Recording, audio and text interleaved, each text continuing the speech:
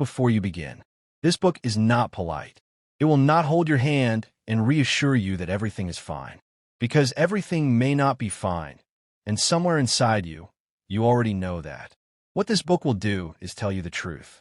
The specific, uncomfortable, liberating truth about why your life looks the way it does and exactly what you have the power to change about it, starting today. Every chapter of this book is a mirror. Hold it up and look. Really look. Not at who you wish you were, not at who others told you to be, but at who you are actually becoming based on what you're currently permitting into your mind, your time, your relationships, your habits, and your sense of what is possible for you. If you're willing to look, this book will show you something extraordinary. It will show you that you have always had more power than you have been using. That the life you want is not on the other side of luck or timing or better circumstances. It is on the other side of a single decision. To stop permitting what is making you less and to start permitting only what makes you more. Read slowly. Read honestly. Underline what hits hardest. Come back to it. This is not a book you read once. This is a book you live. Now let us begin. Introduction. The permission you keep giving. There is a conversation happening inside your head right now. There has been one happening every single day of your life. Every waking hour, in the background of everything you do. It is not always loud. Sometimes it is barely a whisper. But it is constant, and it is powerful, and it is quietly shaping every single thing about the life you're living. That conversation is your permission system, and most people have never examined it. Most people have never stopped to ask, what am I actually allowing here? What am I giving access to? What thoughts am I letting live rent-free in my mind? What beliefs am I permitting to make decisions on my behalf? What people am I allowing to define the ceiling of my expectations? What version of myself am I permitting to show up every day? These are not abstract questions. They are the most practical questions a human being can ask, because the answers to them determine everything.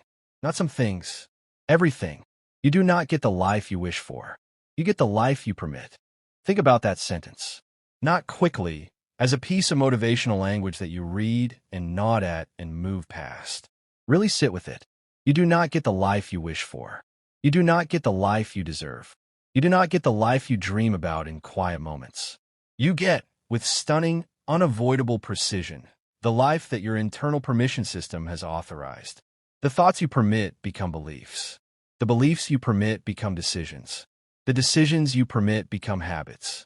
The habits you permit become character. And the character you build day by day, permitted thought by permitted thought, becomes your life. The chain is unbreakable. The mathematics of it are not cruel. They are simply exact. Most people look at their life from the outside. They see the results, the finances, the relationships, the career, the health, the level of joy, or the depth of dissatisfaction. And they wonder why. They look for external explanations. The economy, other people, bad luck, timing, circumstance. And some of those things are real. Some of them genuinely matter. But they do not matter as much as the one variable that sits above all of them, what you have been permitting inside. This book was written because the world is full of people who are living at a fraction of their actual capacity. Not because they are not talented, not because they are not capable, but because they have over years, and sometimes decades, given permission to the wrong things. To self-doubt, to other people's limitations projected onto them, to fear dressed up as realism, to comfort disguised as contentment, to the belief, subtle, pervasive, and completely false, that they're simply not the kind of person that extraordinary things happen to. That belief is a lie, but it is a permitted lie, and permitted lies become truth in the only place that matters, inside you. The good news, the genuinely, life-alteringly good news, is that what has been permitted can be unpermitted. What has been allowed can be denied. What has been given access to your mind and your life can have that access revoked. Not painlessly, not overnight, but completely if you are willing to do the work. That work starts here. That work starts now. That work starts with the most important question you will ever answer. What are you permitting, and is it making you, or is it making you less? By the time you finish this book, you will know.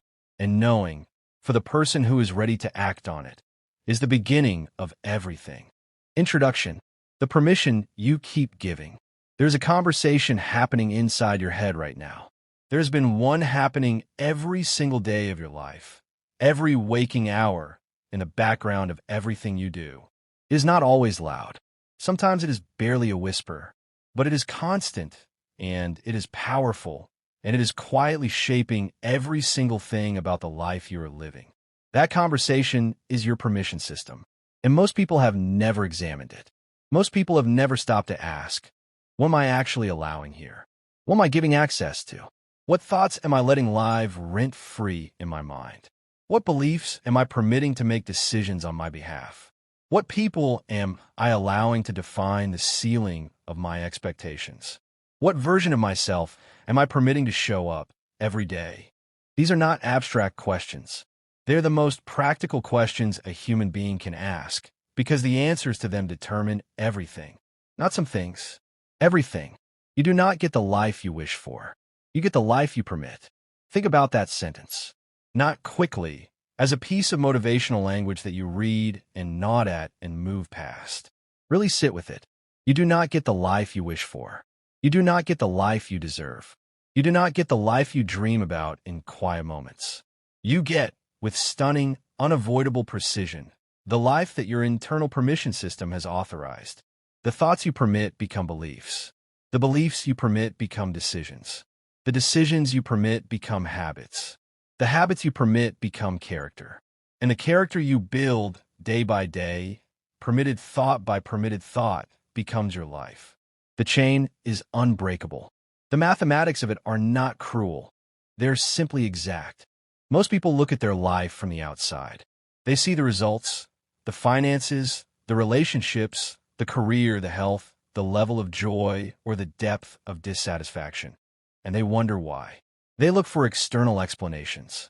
The economy, other people, bad luck, timing, circumstance. And some of those things are real. Some of them genuinely matter. But they do not matter as much as the one variable that sits above all of them, what you have been permitting inside. This book was written because the world is full of people who are living at a fraction of their actual capacity. Not because they are not talented, not because they are not capable, but because they have, over years and sometimes decades, given permission to the wrong things. To self-doubt, to other people's limitations projected onto them, to fear dressed up as realism, to comfort disguised as contentment, to the belief, subtle, pervasive, and completely false, that they're simply not the kind of person that extraordinary things happen to. That belief is a lie, but it is a permitted lie. And permitted lies become truth in the only place that matters, inside you. The good news, the genuinely, life-alteringly good news, is that what has been permitted can be unpermitted. What has been allowed can be denied. What has been given access to your mind and your life can have that access revoked. Not painlessly, not overnight, but completely if you are willing to do the work. That work starts here. That work starts now. That work starts with the most important question you will ever answer. What are you permitting, and is it making you, or is it making you less? By the time you finish this book, you will know. And knowing, for the person who is ready to act on it, is the beginning of everything. Chapter 1. What you allow defines you. There's a phrase that most people hear and agree with quickly and forget even faster. You are what you eat. They nod, move on, reach for the wrong food, and carry on. But beneath that phrase is a principle so far-reaching, so structurally true about human beings, that if you actually absorbed it into every area of your life, nothing would ever be the same again. You are not just what you eat. You are what you read, what you watch, what you listen to, what you tolerate in relationships, what you accept about yourself, what you allow others to say to you and about you. What you permit your own mind to repeat on loop in the dark hours when nobody is listening. You are, in the most literal and profound sense, the sum total of everything you have permitted access to the interior of your life. Most people have never examined this. They have lived reactively, absorbing what comes, consuming what is convenient, tolerating what is familiar, allowing what has always been allowed because it has always been allowed. They have not stopped with deliberate and honest intention to audit what is actually getting in. And because they have not audited it, they have not controlled it. And because they have not controlled it, it has controlled them. Your life is not happening to you. It is being built by you, one permission at a time. The permission gate. Imagine your mind as a house. It has a gate at the entrance. Everything that enters your life, every thought, every voice, every influence, every experience, every belief has to come through that gate. And here is the critical thing. The gate is always open or always closed based on one factor alone: what you permit. Some people have a gate with no guardian. Everything gets in. The negative news cycle. The friend who quietly makes them feel small every time they meet.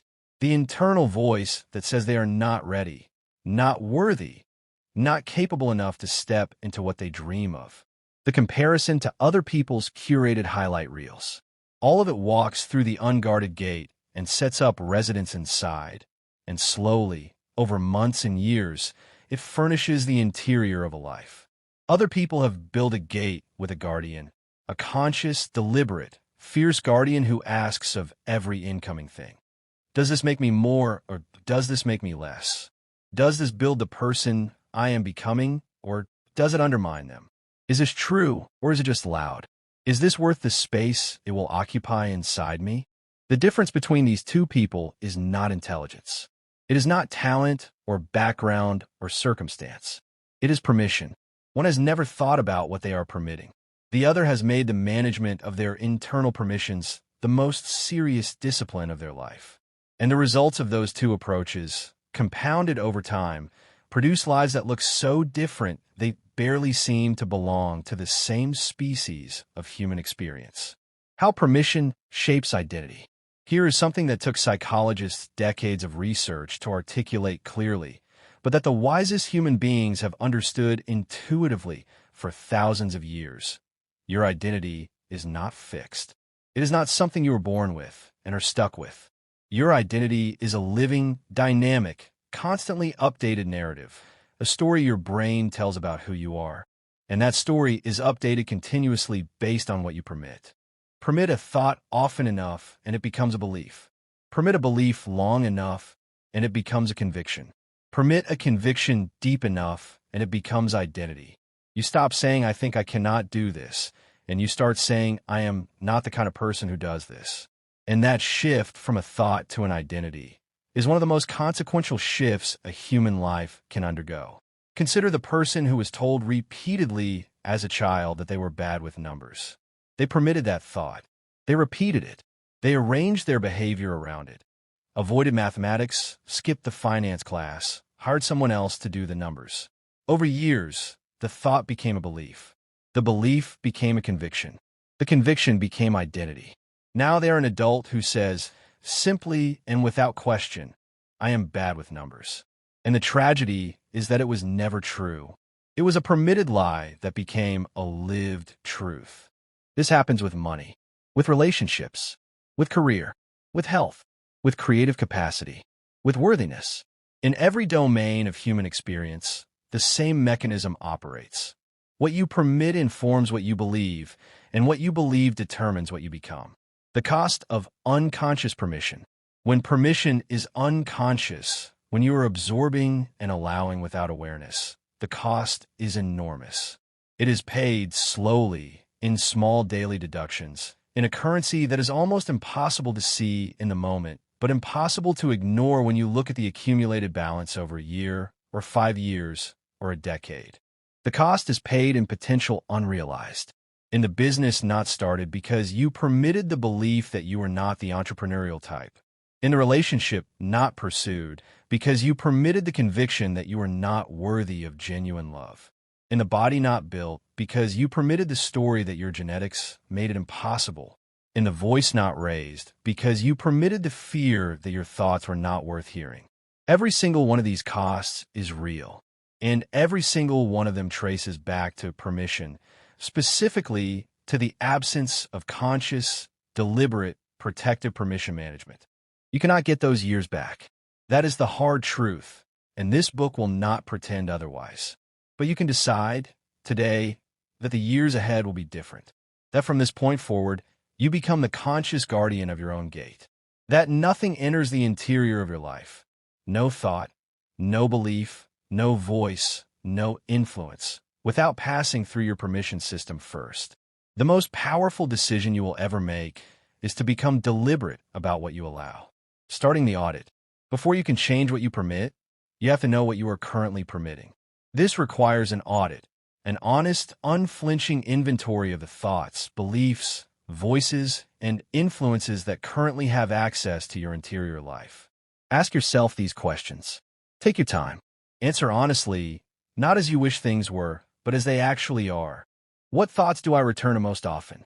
When the noise of the day quiets and I am alone with my mind, what does my mind go to? And are those thoughts building me or dismantling me? What do I believe about my own potential?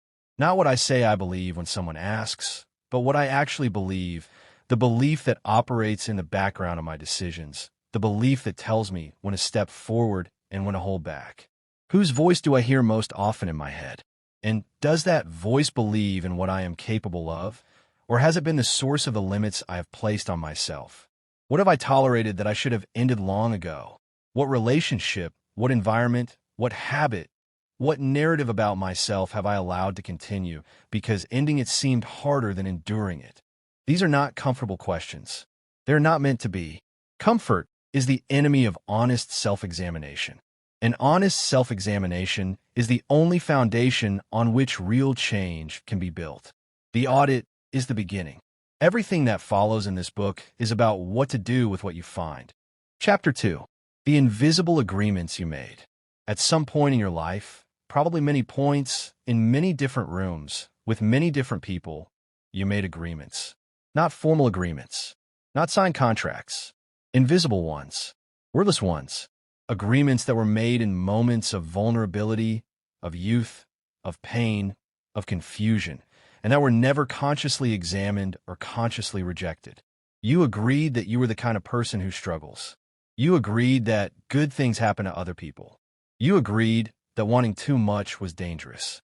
You agreed that being seen was risky. You agreed that the voice inside you that said more was foolish, unrealistic, embarrassing. You agreed, in the silent language of permitted beliefs, to a version of yourself and a version of your life that was smaller than what you actually deserved. And here's the thing about invisible agreements. They run. Quietly, constantly, in the background, they run, shaping your choices, calibrating your expectations, setting the thermostat of what you allow yourself to reach for and what you automatically pull back from before you even consciously register the impulse. The agreements you made in pain should never be allowed to govern the life you build in strength. Where the agreements come from. The earliest and most powerful agreements are made in childhood. This is not blame. This is simply the architecture of how human development works. Children are meaning-making machines operating without filters. They absorb everything and assign meaning rapidly, because meaning equals safety. Understanding the rules of the world around you keeps you safe in it. So when a child is told, or shown, or made to feel that they're too much, the child does not think. That adult has unresolved issues they are projecting onto me. The child thinks, I am too much. And that agreement, I am too much, goes in. When a child is repeatedly overlooked, the agreement made is not. This environment is failing me. It is, I am not worth noticing. When a child tries something new and fails, and is met with laughter or criticism instead of encouragement, the agreement is not. Failure is part of learning. It is, trying is dangerous. These agreements do not dissolve when childhood ends. They go underground.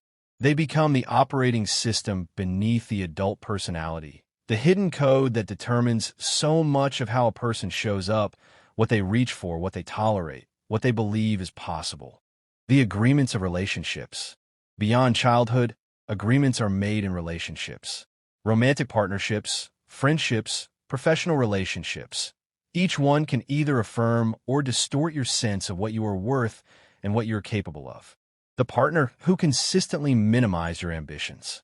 The friendship group whose unspoken culture was one of limitation, where dreaming too big was seen as arrogance, and playing small was mistaken for humility. The boss who managed by diminishment, who made you feel lucky to be in the room rather than qualified to be leading it. In each of these relationships, agreements were on offer. The question, which most people never ask in the moment, is always, am I accepting this? Am I signing this invisible contract?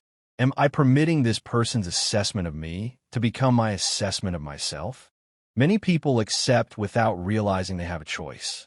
The agreement feels like reality because the person offering it has authority, or because you're in a vulnerable state, or simply because it has been repeated so many times that it has stopped feeling like an opinion and started feeling like a fact. It is not a fact. It is a permitted agreement, and agreements can be revoked. The agreement with society. There's also the agreement most people make with the broader culture around them. The unspoken social contracts that define who is supposed to be successful and who is not, who is expected to lead and who is expected to follow. What people from your background, your gender, your age, your circumstance are supposed to be capable of. These agreements are perhaps the most insidious because they masquerade as realism. They come dressed in statistics and historical patterns and the well-meaning warnings of people who love you. They say, be realistic. They say, people like us do not do things like that. They say, the system is rigged and your dreaming is naive. And sometimes those voices are pointing at real obstacles. The obstacles are real. The system does have biases. The statistics do reflect genuine patterns of injustice. All of that is true. But here is what is also true. Every person who ever broke a pattern, who defied a statistic, who changed what was considered possible for people from their background, every single one of them refused to sign the societal agreement that said they could not. They faced the same obstacles. They felt the same weight, and they refused to permit the weight to become their ceiling. Revoking the agreements. You cannot revoke an agreement you do not know you made. The first step is always identification. Which agreements are running in your life right now? What invisible contracts are governing your expectations, your choices, your sense of what is and is not available to you? Write them down. All of them. The ones about money, what you believe people like you can earn, can own, can build. The ones about relationships, what you believe you deserve, what you believe love looks like, what you have accepted as normal that is actually not acceptable. The ones about your own capacity, what you have agreed you are capable of, what you have signed off on is beyond you. Now look at each one and ask a single question. Did I choose this agreement consciously based on evidence and honest reflection? Or did I absorb it unconsciously from a source that was never qualified to define me? Most of them will be the second. Most of the agreements that are limiting your life right now were not chosen. They were absorbed in moments when you did not have the awareness or the tools to push back. You have those tools now. You have this awareness now. And that means you have a choice that you did not have before, to revoke what was never truly agreed to by the full, awake, deliberate version of you. You're not bound by agreements you made before you understood your own worth. The revocation is not a single dramatic moment. It is a practice. It is the daily, consistent act of catching the old agreement when it rises and choosing differently, of noticing the old voice and saying, that was then, this is who I am now, of permitting, in place of the old, diminishing agreement, a new and chosen one. New agreements take time to feel real. The old ones are deeply grooved, deeply familiar. But every time you choose the new one over the old one, you deepen the groove of the new. You strengthen the neural pathway of the chosen belief over the inherited one. And over time, with patience, with consistency, with the kind of commitment that treats the mind like the most important project of your life, the new agreement becomes the one that runs. Chapter 3. Thought is the beginning of everything. Before there was a building, there was a thought. Before there was a business, there was a thought. Before there was a marriage, a family, a movement, a masterpiece, there was a thought. Every single thing that human beings have ever created, achieved, built, or become started as a thought in someone's mind. And yet most people treat their thoughts as passive events, things that happen to them rather than things they generate, and crucially, things they permit. They wake up and thoughts arrive about the day, about themselves, about what is possible and what is not, and they receive those thoughts the way they receive weather, as conditions, as facts of the interior landscape, as things to be endured or enjoyed but not interrogated or changed. This is perhaps the single most expensive mistake a human being can make, because thoughts are not weather. They're not passive conditions that exist independently of you. They are events that happen inside a system, your mind, that can be actively managed, shaped, redirected, and ultimately transformed. Not easily, not overnight, but completely given time and the right approach. A thought permitted becomes a belief. A belief permitted becomes a destiny. The thought-reality pipeline. Neuroscience has made clear in the last several decades what philosophers and spiritual traditions have been saying for millennia. The brain is not a fixed organ. It is a plastic, constantly rewiring system that changes its structure in response to what it repeatedly does, thinks, and experiences. Every thought you think strengthens a neural pathway. Every thought you repeat strengthens it further. Every thought you allow to become habitual becomes, literally, a physical structure in your brain. This means that the thoughts you permit are not just psychological events. They are biological ones. You are, at a cellular level, building a brain that is shaped by what you repeatedly think. And that brain, shaped by your thoughts, then filters your perceptions, governs your emotional responses, and determines what opportunities you notice and which ones remain invisible to you. The person who habitually thinks, "I am capable of more than I am currently producing," literally perceives the world differently from the person who habitually thinks, "I'm doing the best I can with what I have, and this is as good as it gets." They look at the same world and see different possibilities. Not because the possibilities are different, but because their thought-shaped brains are filtering for different things. This is why changing your thoughts is not a soft, feel-good exercise. It is one of the most hard-nosed, practical, results-oriented investments you can make. Change what you think, and you change what you see. Change what you see, and you change what you reach for. Change what you reach for, and you change what you build. The quality of your thinking. Most people have never audited the quality of their thinking. They have never stepped back and asked, is this thought actually useful? Is it true? Is it serving the person I am trying to become, or is it anchoring me to the person I am trying to leave behind? The default thinking of the unexamined mind tends to be dominated by what psychologists call negativity bias, the brain's evolutionary tendency to weight negative information more heavily than positive. This was useful when the primary threats to survival were physical and immediate. It is far less useful when the threats are psychological and the life being navigated is modern and complex. The result of unchecked negativity bias is a mind that is perpetually scanning for what could go wrong, what has gone wrong, what is likely to go wrong next. A mind that replays failures more readily than successes. A mind that interprets ambiguous information as threatening rather than neutral. A mind that is, in short, systematically biased against the very optimism, risk tolerance, and forward momentum that a building life requires. Understanding this is not an excuse for the bias. It is the first step toward interrupting it. You cannot challenge what you cannot see. But once you can see the pattern, you can begin to ask, is this thought based on fact or on fear? Is this a realistic assessment, or is this my negativity bias speaking? And would someone who believed deeply in their own capacity think this thought, or would they think something else? Choosing your thoughts. The idea that you can choose your thoughts is one that meets resistance. It feels naive. It feels like the kind of thing people say who have never been genuinely broken by circumstance, who have never felt the weight of thoughts that arrived uninvited and refused to leave. This is a fair objection, and it deserves a direct answer. You cannot always control which thoughts arrive.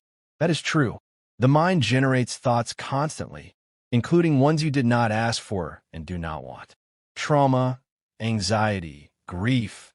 These produce thoughts that come with a force that is not simply managed away by positive thinking.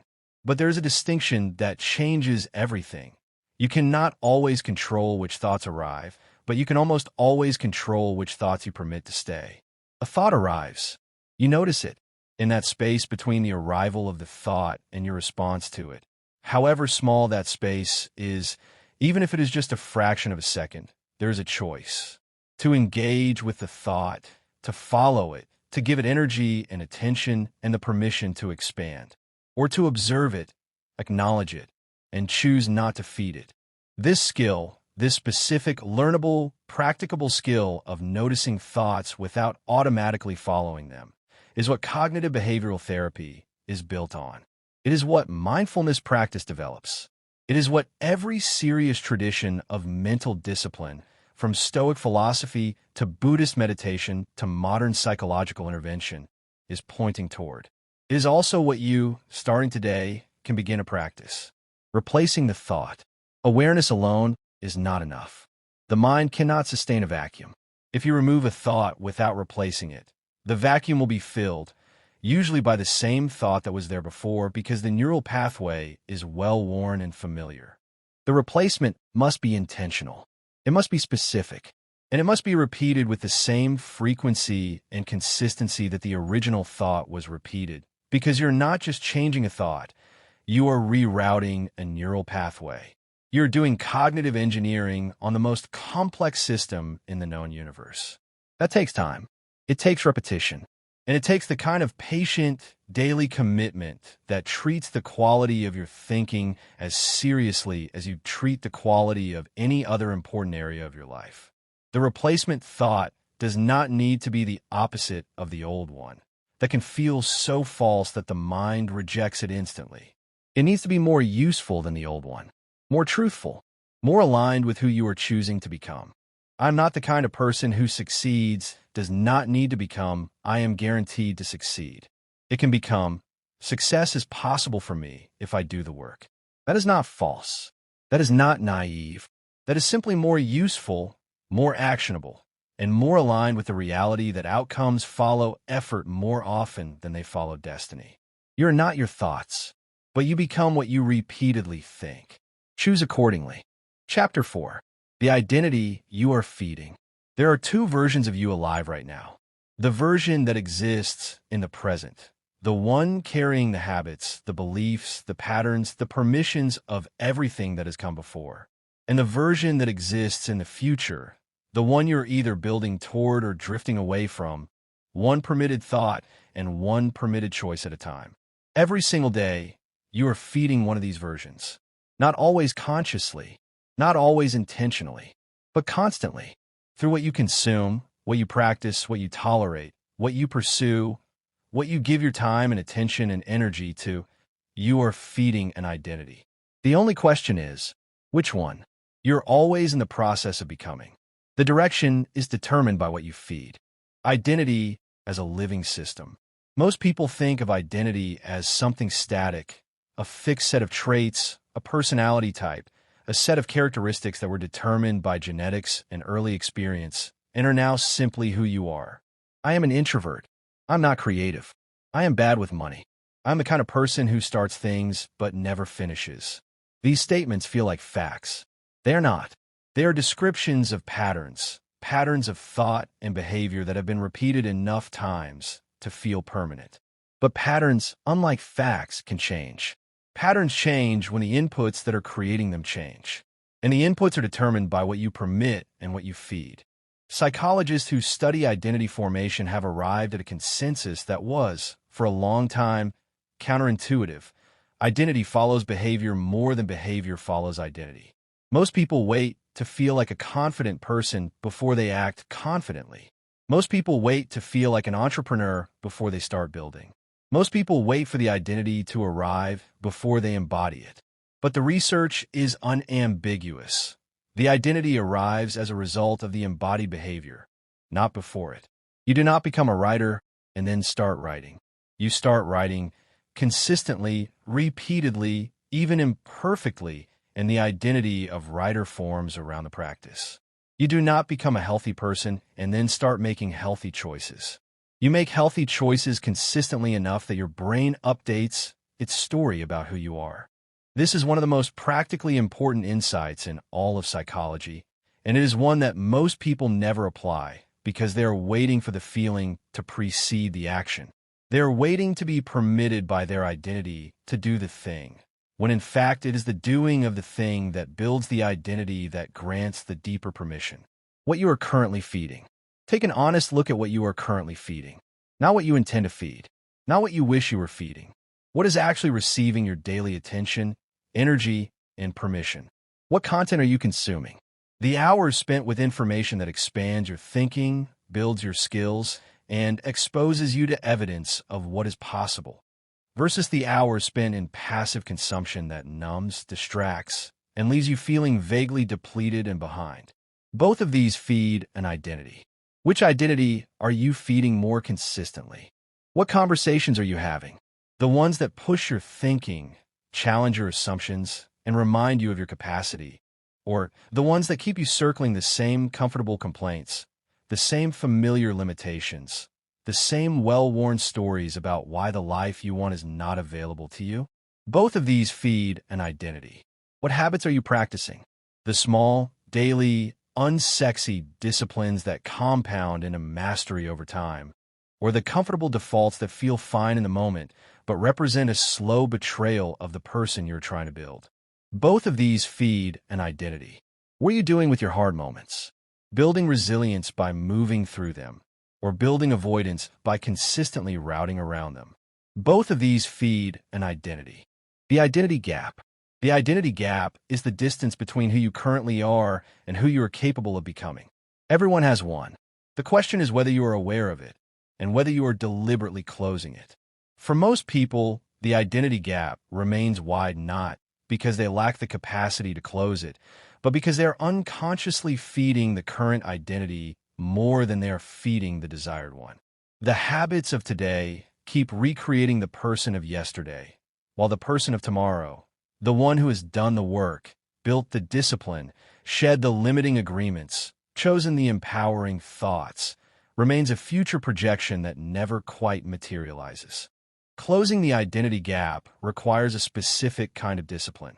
The discipline of feeding the future self before the present self demands to be fed, of choosing the book over the scroll, the early morning over the late night, the discomfort of growth over the comfort of the familiar, the harder conversation over the easier silence.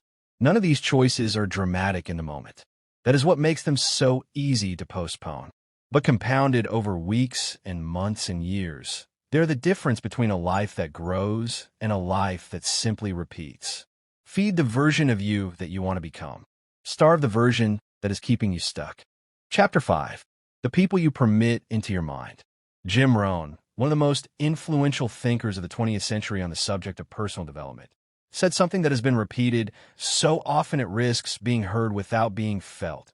You are the average of the 5 people you spend the most time with. Repeat it again, slowly. You are the average, not the best case, not the aspirational version, the average of the 5 people you spend the most time with. Their thinking becomes your thinking. Their expectations become your expectations. Their ceiling becomes your ceiling. Their permission system, what they believe is possible, acceptable, worth pursuing, becomes the air you breathe and, over time, the truth you inhabit. This is not a metaphor. It is a documented social, psychological phenomenon. Human beings are profoundly, inescapably social creatures. We regulate our emotions, calibrate our ambitions, and define our sense of normal by constant, mostly unconscious reference to the people around us. We cannot help it.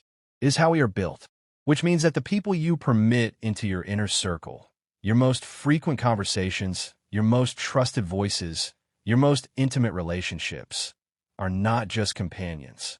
They're architects. They're helping to build the person you are becoming, whether they know it or not, and whether you know it or not. The voices you allow closest to you are shaping your future.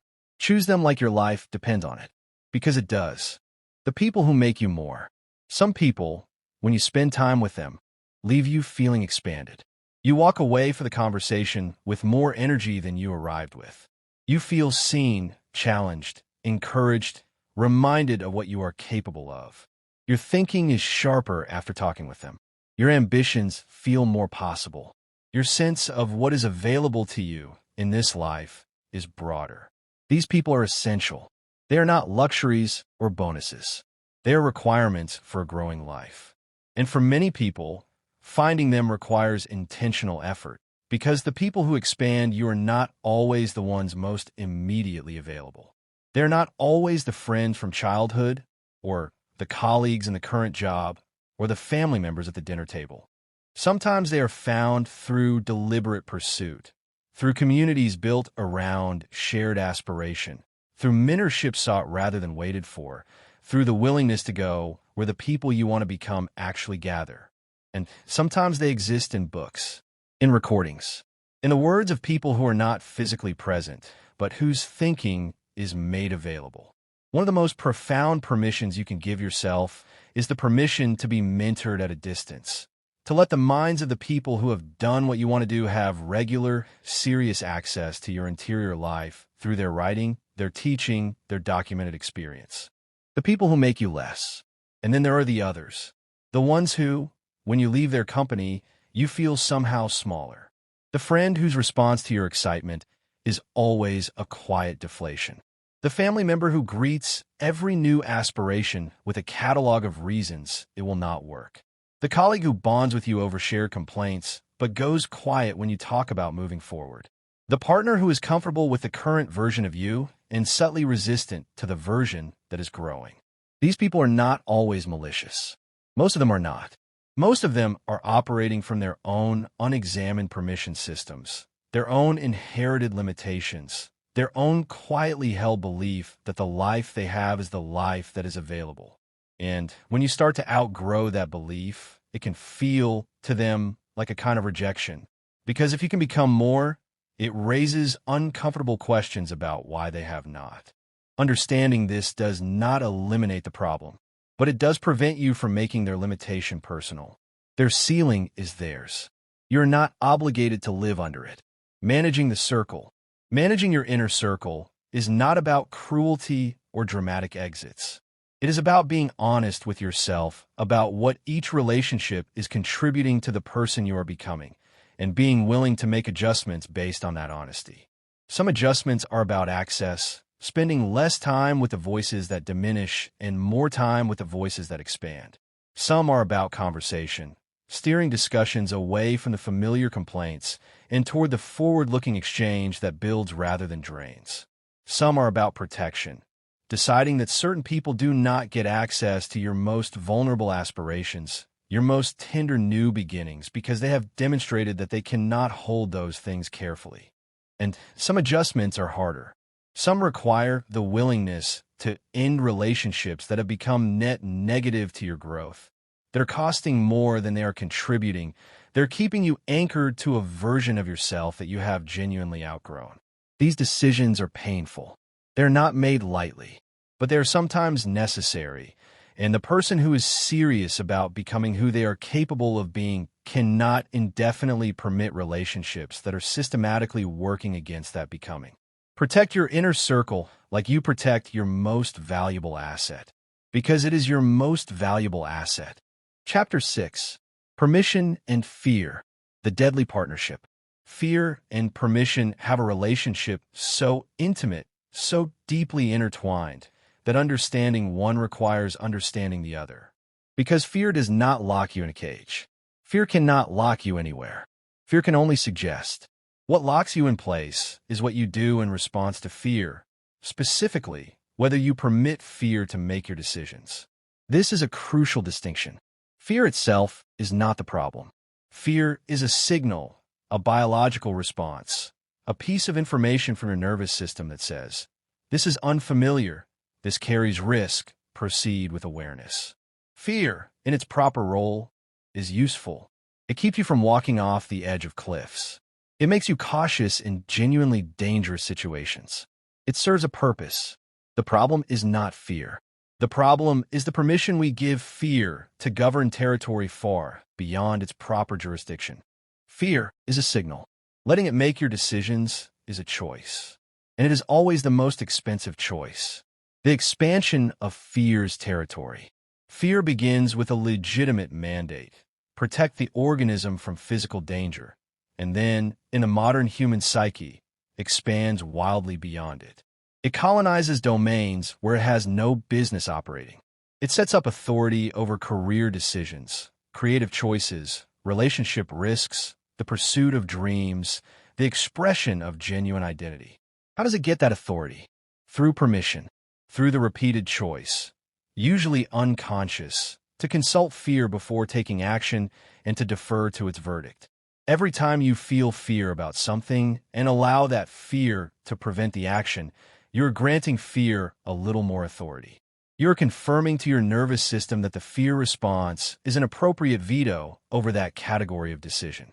And the nervous system, highly efficient and experience-based, learns the lesson and applies it more broadly next time.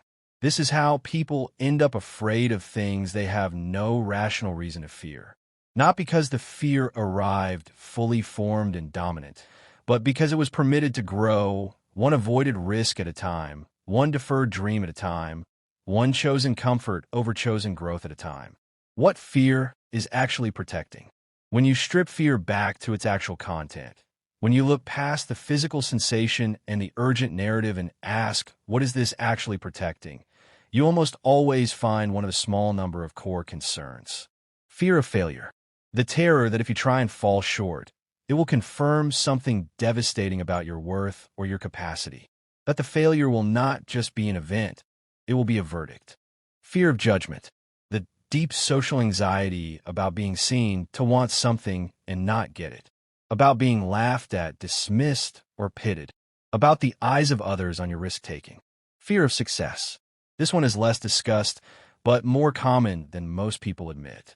The anxiety about what it would mean to actually succeed, to outgrow the familiar, to face new responsibilities, to become someone different from the person others expect you to be. Fear of the unknown.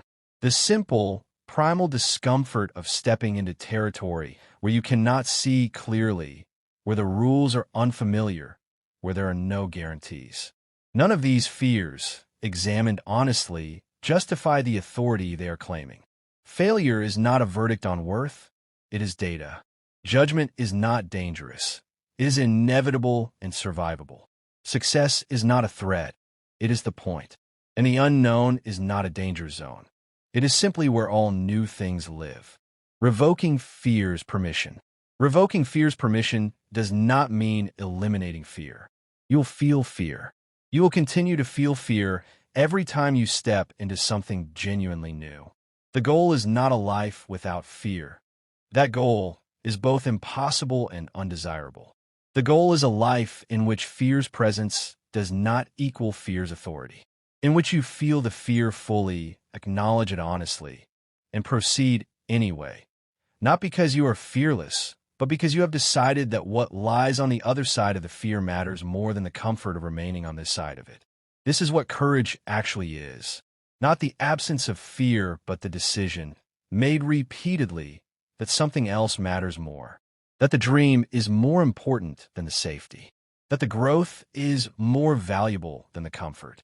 That the version of you on the other side of the fear is worth the price of the crossing. Every time you make that decision, every time you feel the fear and move anyway, you are doing two things simultaneously. You are accomplishing the thing, whatever it is, and you're teaching your nervous system something new. That fear does not have veto power, that you can function in its presence, that the predicted catastrophe rarely arrives, that the other side of the fear is survivable and often extraordinary. Every time you act in spite of fear, you diminish its authority over your life. Do it enough times, and fear becomes a passenger, not the driver. Chapter 7. Rewriting the story you tell yourself. Every human being is living inside a story. Not a story they chose consciously, not a story they wrote with full intention, but a story nonetheless, a narrative about who they are, where they come from, what they are worth, what they're capable of, and what is available to them in this life. This story was written over years from the inputs of experience, relationship, culture, trauma, and the particular permission system that governed each chapter. And most people are living as if this story is finished, as if what has been written cannot be edited, as if the narrative of the first 30 or 40 or 50 years is the fixed text of the entire remaining life. It is not. The story is not finished. The pen is in your hand. And the most important chapter, the one that determines everything that follows, is the one you are writing right now. The story you tell yourself about yourself is either the most powerful tool you have or the most effective cage. You decide which. The narrator inside. There's a narrator living inside you. It runs constantly, commenting on experience, interpreting events, making meaning of what happens. This narrator is not neutral. It has a perspective, a bias, a set of assumptions built from everything you have permitted to inform it over the course of your life. For many people, the narrator is a harsh one. It interprets ambiguous events negatively. It attributes failure to permanent, internal causes. I failed because I am not capable, and success to temporary, external ones. I succeeded because I got lucky. It reminds you of your shortcomings more readily than your strengths. It holds the memory of every embarrassment in high definition while letting the evidence of your competence blur at the edges. This narrator is not telling the truth. It is telling a story, and stories can be rewritten. Identifying the story. What is the story you are currently telling yourself? Not about the world, about you. What is the core narrative running beneath all the surface-level daily thoughts? For some people it is, I am fundamentally not enough, not smart enough, not disciplined enough, not worthy enough of the life I actually want. For others it is, I'm always behind, always late to the thing I should already have figured out. For others, people like me do not get the extraordinary things. For others, I cannot be trusted with my own dreams because I have let myself down before. Find yours. Name it, not to dwell in it, but to see it clearly, because you cannot rewrite what you cannot see. The story that operates below the level of conscious awareness has far more power than the one you can examine in the light. Bringing it up is the essential first act of changing it. The new narrative. The new narrative is not a fantasy. It is not a denial of difficulty or a pretense that the past did not happen. It is a chosen interpretation, a reframe that is equally true to the facts, but far more useful to the future. I failed because I'm not capable becomes, I failed at this attempt, which means I now have specific information about what to do differently. I am always behind becomes, I am on my own timeline, building towards something real at a pace that belongs to my particular path. People like me do not get extraordinary things becomes. The evidence of history is full of people who came from where I come from and built extraordinary lives. I am one more data point in that pattern. I cannot be trusted with my dreams becomes. I'm building the discipline and the consistency that makes me someone who can be trusted. It is a practice, not a fixed trait. These reframes are not dishonest. They are not toxic positivity that ignores real difficulty. They are simply more true, more accurate to the full complexity of the situation than the harsh, limited, one-dimensional story that the untended narrator produces. And they are far more useful, not because they feel better, though they do, but because they produce different actions, which produce different results, which produce different evidence, which writes new chapters into the story of who you are and what you are capable of. Becoming the author. The shift from character to author is one of the most profound psychological shifts a human being can make. From someone to whom the story is happening to someone who is consciously, deliberately, with full ownership and intention, writing the next part of it. This does not mean controlling every outcome. Life will not submit to that level of control, and the attempt to impose it creates its own suffering. But it means owning the interpretation, owning the meaning you assign to events, owning the narrative thread you choose to follow forward. Bad things will happen. They happen in every story. The author does not pretend otherwise, but the author decides, what does this event mean in the arc of this life? Is it the end, or is it the plot point that precedes the turn? Is it evidence of limitation, or is it the specific, necessary experience that builds what comes next? You are the author of your life. The past is the chapters already written. The pen for every remaining page is in your hand alone. Chapter 8. The environment shapes the mind that shapes the life. Your environment is not neutral. It is not a passive backdrop to the real action of your interior life. It is an active, constant, enormously powerful force that is shaping your thoughts, your habits, your sense of what is normal, and your permission system every single day. Most people have never thought about their environment as something they design. They inhabit the environment that arrived, the home, the city, the workspace, the social context, and they work within it, adapting to its norms, absorbing its energies, being shaped by its pressures without ever stepping back to ask, is this environment building the person I want to become, or is it working against them? Change your environment and you change what is easy. Change what is easy and you change your life. Physical environment.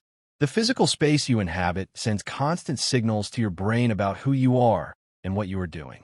A workspace that is organized, intentional, and set up for the work you're trying to do sends the signal. We are serious here. A space that is chaotic, cluttered, and filled with distraction sends a different signal entirely. This is not about aesthetics. It is about psychology. The physical environment primes your brain for certain kinds of behavior. Athletes know this. They have routines, locations, equipment associations that prime the nervous system for performance. Successful writers know this. They have specific environments associated with deep work that allow them to enter creative states more reliably. Spiritual traditions know this. Sacred spaces exist because environment affects consciousness. You can use this deliberately. Design your physical environment to make the behaviors you want to practice easier and the behaviors you want to avoid harder. Put the book where you will see it and the phone where you will not. Create a space that is associated in your brain with the version of you that is building rather than the version that is retreating. Digital environment. The digital environment is perhaps the most powerful and least examined environmental force in modern life.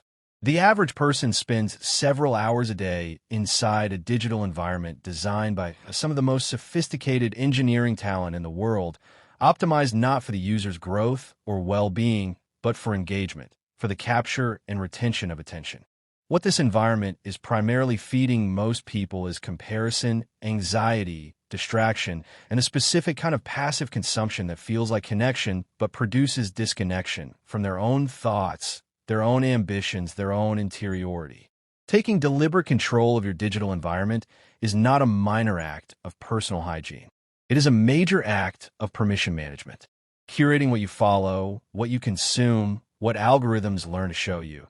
This is shaping the input to your mind with the same seriousness that an athlete shapes the input to their body. The mind is built by what it consumes, and the digital environment is currently providing most of the consumption. Social environment. The social environment, the culture, norms, expectations, and unspoken rules of the communities you inhabit, is perhaps the most powerful environmental force of all, because it is the most invisible. Physical environment you can see, digital environment you can turn off. Social environment permeates so completely that it becomes indistinguishable from reality. Every community you belong to has a permission system, a collective sense of what is appropriate, what is possible, what people like us do and do not do. And that collective permission system exerts constant, often unconscious pressure on your individual permission system. It is very hard to permit yourself to dream bigger than the dream that is socially sanctioned in your immediate community. It is very hard to build a life that diverges significantly from the template your social environment considers normal. Not impossible, but very hard. And this is why expanding your social environment, deliberately seeking out communities where what you aspire to is normal, where the dream you carry is not unusual but expected, can be one of the most transformative environmental changes you make. When your ambition is the average in your social environment rather than the outlier, it becomes exponentially easier to sustain. Build an environment that makes your best self the natural result, not the heroic exception. Chapter 9. Discipline as the highest form of self-permission. The word discipline carries baggage. It sounds like restriction, like punishment, like the joyless, teeth-gritted forcing of yourself through things you do not want to do in service of outcomes that feel abstract and distant. It sounds like the opposite of freedom. It is not. Discipline is freedom, not freedom from discomfort. That kind of freedom is an illusion that always delivers its opposite. but freedom of the deepest kind. The freedom to become who you are capable of being, to build what you are capable of building, to live at the level your potential has always been pointing toward.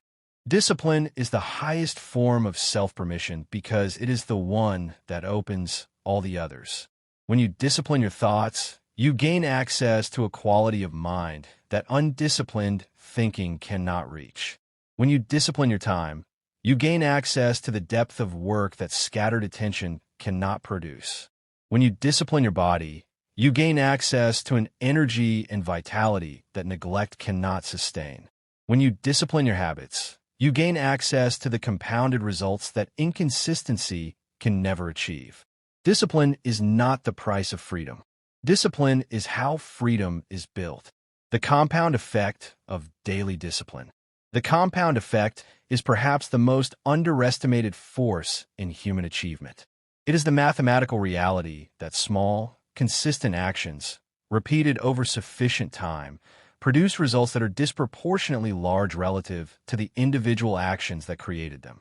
1% better every day for a year is not 1% better at the end of the year. It is 37 times better. The mathematics of compounding are not intuitive to the human mind, which is built to think linearly. We expect progress to be proportional to effort. We expect that the discipline we apply today should produce visible results today.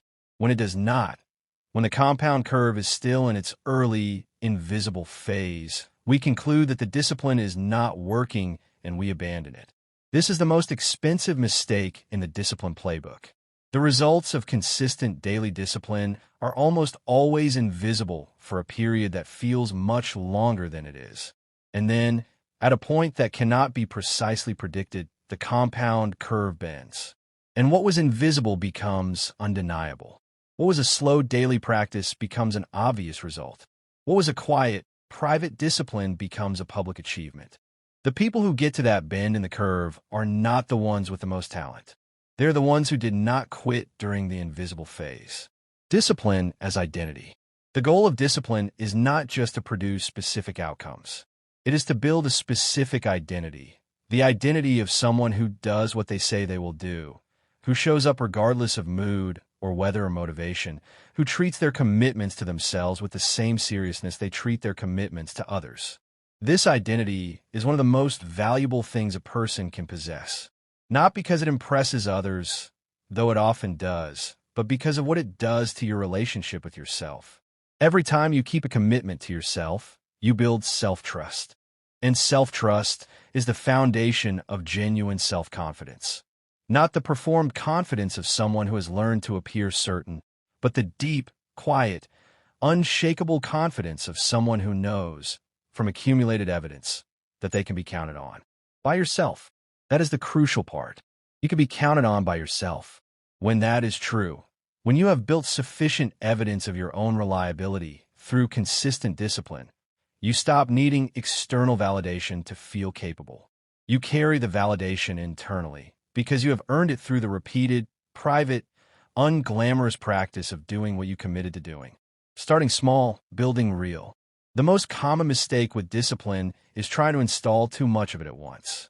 The dramatic overhaul, the complete lifestyle change, the commitment to 7 new habits simultaneously starting Monday. It almost never works. Not because the intentions are wrong, but because the implementation misunderstands how habits are actually built. Habits are built by repetition at a level of difficulty that is sustainable.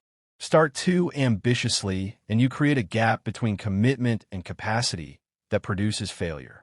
Failure produces shame. Shame produces abandonment. And you are back where you started with one more piece of evidence for the story that you are not disciplined. Start instead with something so small it is almost embarrassing. 5 minutes of reading. 10 minutes of movement. 1 paragraph of writing. 1 new financial habit. Something so easy that the only possible barrier to it is choosing not to do it.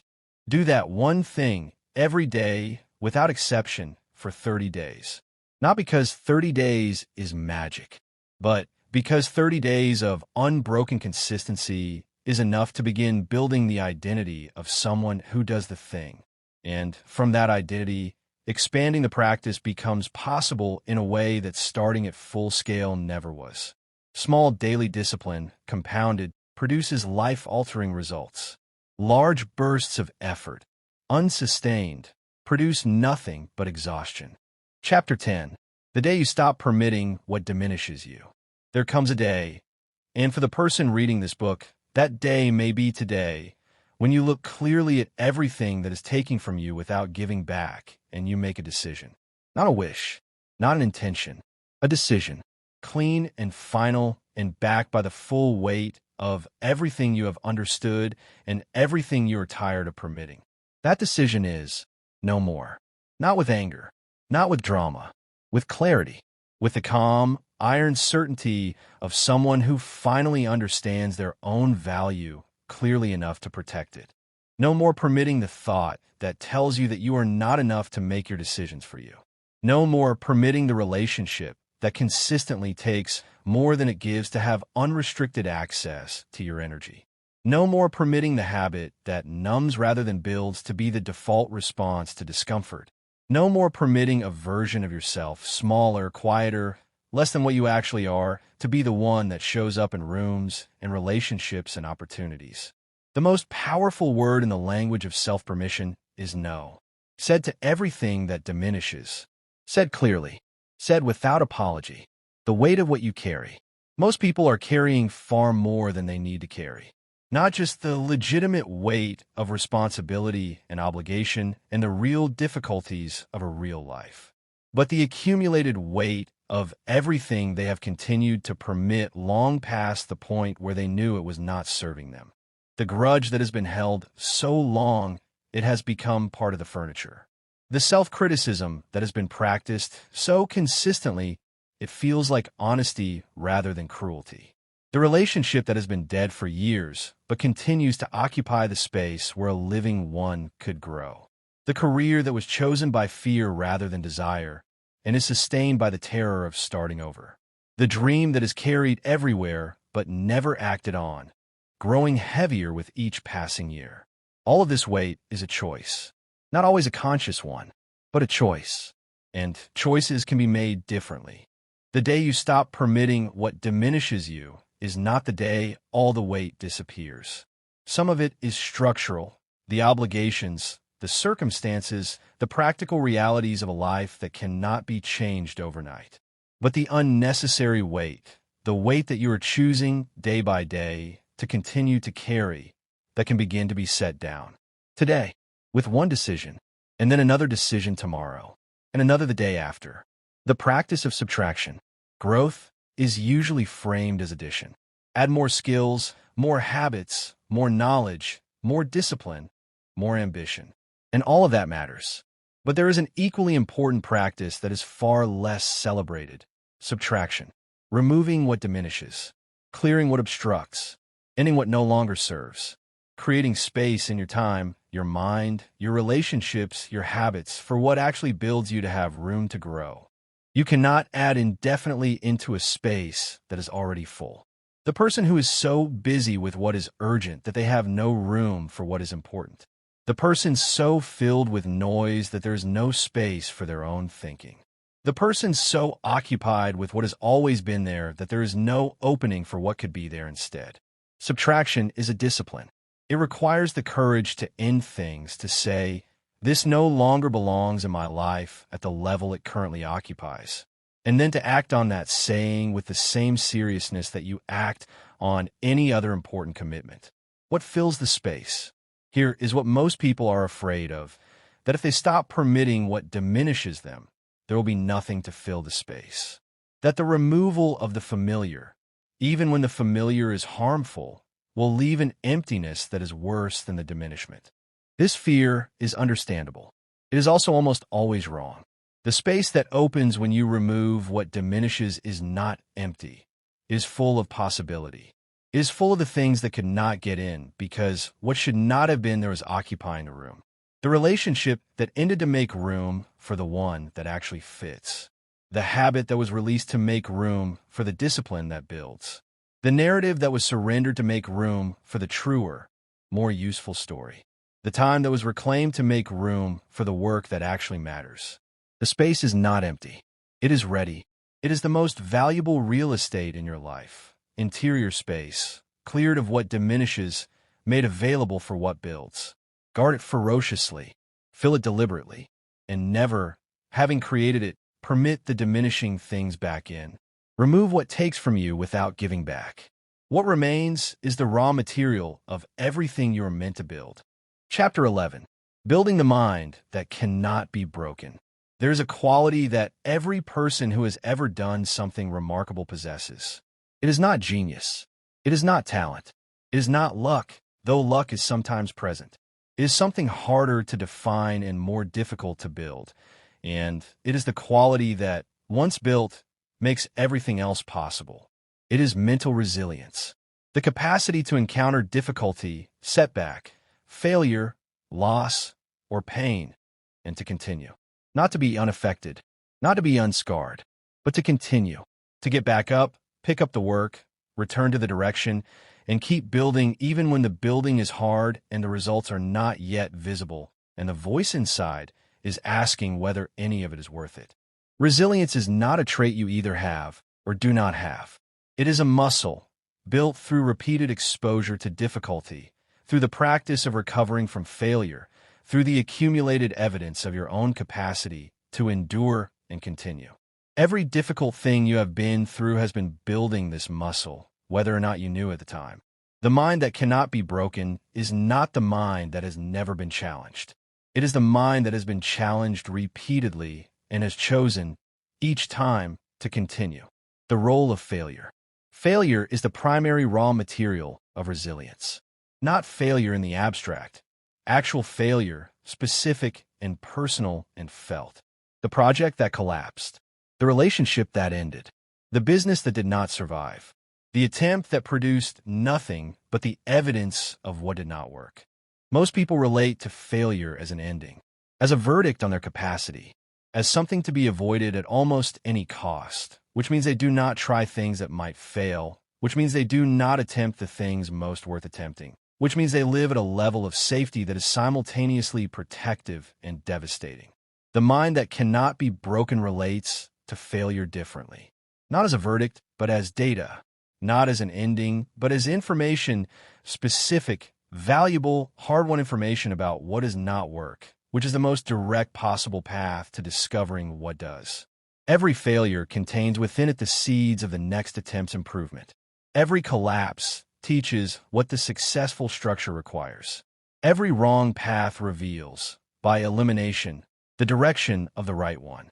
This relationship with failure has to be built. It does not arrive naturally.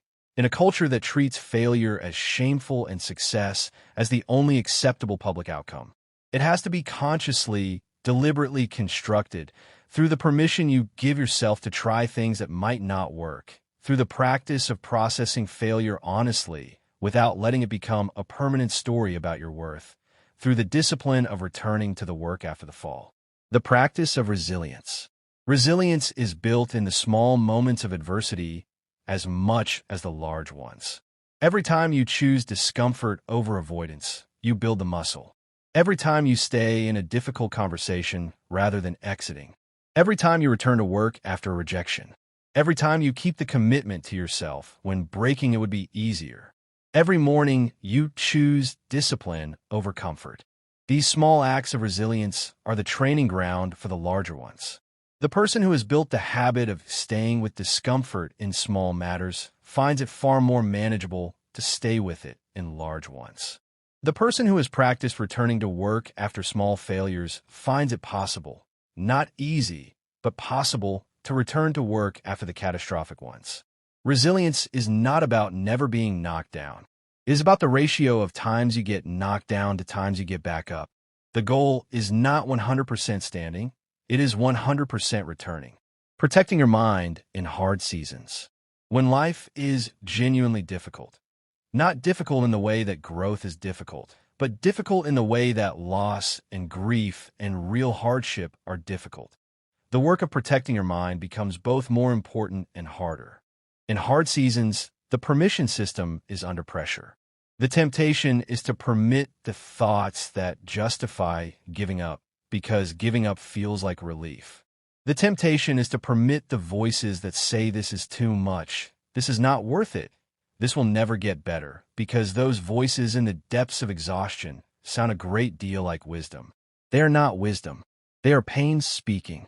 And pain, though it must be respected and processed, should not be permitted to author your future.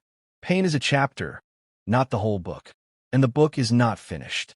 Protecting your mind in hard seasons means being especially deliberate about what you permit in, especially careful about the voices you listen to, especially disciplined about the inputs, the content, the environments, the relationships that either reinforce the possibility of continuing or undermine it, and especially compassionate with yourself, not in a way that avoids unnecessary work, but in a way that recognizes that hard seasons require more rest, more patience, more kindness directed inward. The mind that cannot be broken is not built in easy times. It is built in hard ones by the repeated choice to continue. Chapter 12. You become what you permit. The final truth. We have traveled far together in these pages, through the architecture of permission, through the invisible agreements that shape a life, through the neuroscience of thought and the psychology of identity, through the people we permit close, the fears we permit authority, the stories we permit to run, through discipline and environment and resilience and the decision to stop permitting what diminishes. All of it has been circling a single truth. The truth that is the title of this book.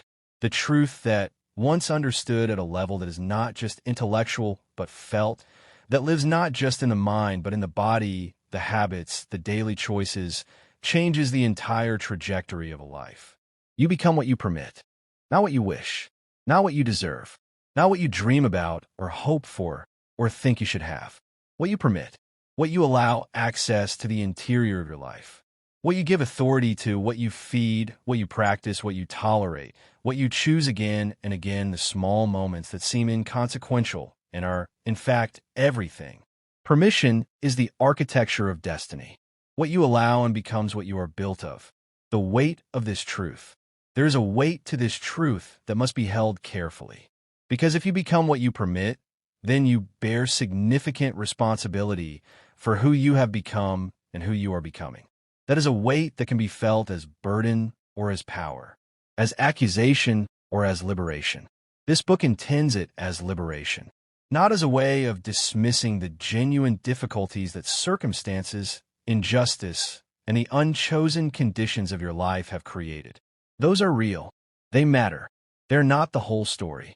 But neither is your past, your background, your circumstance, or your previous permission system. Because all of those things, real as they are, exist in the part of the story that has already been written. And what you permit from this point forward determines what gets written next. That is the liberation in the truth. The past permission system produced the current life.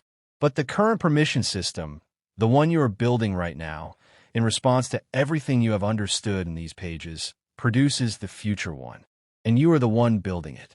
Not your circumstances, not your history, not the people who doubted you or the systems that overlooked you. You, the compound life. The person who understands and applies the principle of permission over a sustained period builds what might be called the compound life. Not a life of dramatic, singular transformation, though those moments may come, but a life of constant, accelerating growth, built by the daily compound interest of permitted thoughts, permitted habits, permitted environments, permitted relationships, permitted identities. In the early stages, this life looks almost identical to the unpermissioned one. The gap between the person doing the work and the person not doing it is invisible from the outside. The discipline is private. The growth is interior. The results have not yet compounded to the point of visibility. And then they do.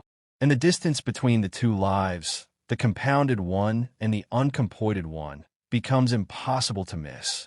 Not because the person who did the work is fundamentally different from the one who did not, but because they permitted different things. Day by day, choice by choice, they built different lives from the same raw material of human existence. The permission you give yourself today. Every chapter of this book has been, at its core, about one thing.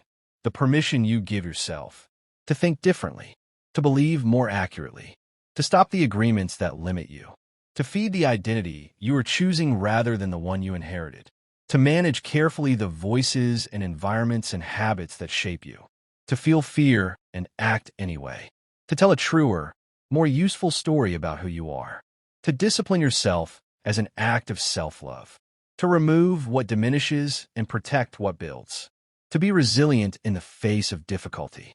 All of this is available to you.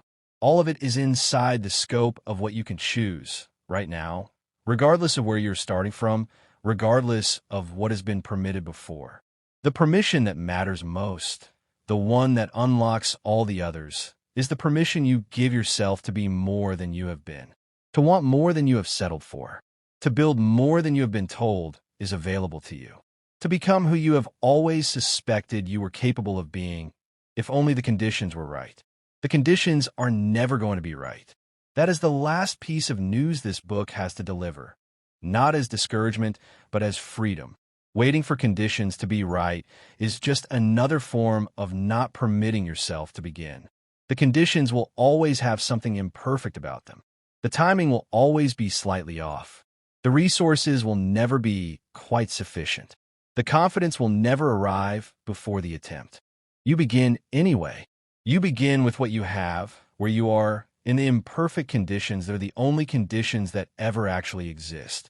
And you permit, with full, conscious, deliberate intention, the version of yourself that is capable of more. The most important permission you will ever give is the one you give yourself. Give it now. Give it fully. Give it without waiting. Conclusion. A life fully permitted. A life fully permitted is not a perfect life. It is not a life without struggle, without setback, without seasons of doubt or difficulty or genuine pain. It is something both simpler and more profound than that. It is a life lived from the inside out. A life in which the governing authority, the thing that ultimately decides what enters and what is not, what is allowed to shape you and what is denied that power, is you. Not your history, not your fear, not the accumulated opinions of people who were never qualified to define you. You.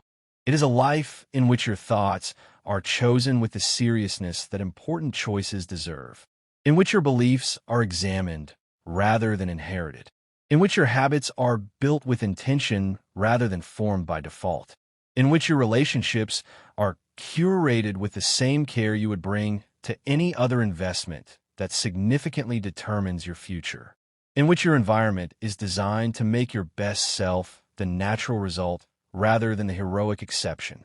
It is a life in which failure is a teacher and not a sentence, in which fear is a signal and not a veto, in which the story you tell about yourself is one you have chosen, one that is honest about difficulty and also honest about capacity, about possibility, about the specific, irreplaceable thing that you and only you are here to build. That life is available right now, not in the version where everything is already figured out. That version does not exist, but in the version that starts with a decision. The decision to become the conscious, deliberate, fully awake guardian of your own permission system. The decision to examine what you have been allowing and to choose, from this point forward, more carefully. It starts now, not Monday, not next year, not when you feel ready. Now, with this page, with this moment, with a version of yourself that has just finished reading 12 chapters that were written specifically to remind you of what you are capable of. You are capable of so much more than you have been permitting. The evidence of your life has been telling you this for years. The restlessness, the dreams that will not die no matter how many times you tell them to be realistic, the feeling that there is more of you, more of your life, more of what is possible, waiting on the other side of a permission you have not yet given. Give it now. Give yourself permission to be more, to want more, to build more, to become more. And then go today, right now, in this imperfect moment that is the only moment that ever actually exists, and become it. Final words. This book was written to be used, not admired. Underline it. Dog-ear the pages. Return to the chapters that hit hardest. Read it again in 6 months and notice which sentences land differently because you have grown into them. Share it with someone who is standing at a crossroads, who is carrying weight they did not choose, who has been told by circumstances or people or their own interior voice that the life they want is not available to them. Tell them what this book told you, that what you permit determines what you become, that the permission system can be rebuilt, that the agreements can be revoked, that the story can be rewritten, that the identity can be fed a different diet, that the fear can be felt and walked through anyway, that the discipline practiced daily compounds into something that looks like magic, but is really just time doing its work on a chosen life. Tell them that the most powerful word they will ever use is the one they say to themselves. I permit this, or I do not, and that everything follows from which one they choose. Rebecca Okefe. You become what you permit.